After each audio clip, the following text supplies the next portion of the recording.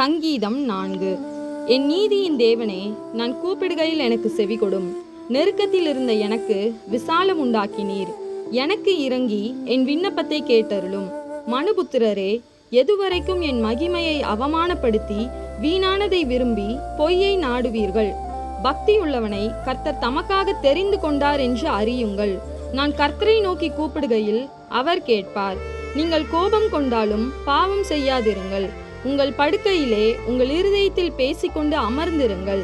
நீதியின் பலிகளை செலுத்தி கர்த்தர் மேல் நம்பிக்கையாயிருங்கள். எங்களுக்கு நன்மை காண்பிப்பவன் யார் என்று சொல்லுகிறவர்கள் அநேகர். கர்த்தாவே, உம்முடைய முகத்தின் ஒளியை எங்கள் மேல் பிரகாசிப்பிக்க பண்ணும். அவர்களுக்கு தானியமும் திராட்சை ரசமும் பெருகியிருக்கிற காலத்தின் சந்தோஷத்தை பார்க்கிலும் அதிக சந்தோஷத்தை என் இருதயத்தில் தந்தீர். சமாதானத்தோടെ படுத்துக்கொண்டு நித்திரை செய்வேன். கர்த்தாவே, நீர் ஒருவரே என்னை சுகமாய் தங்க பண்ணுகிறீர்.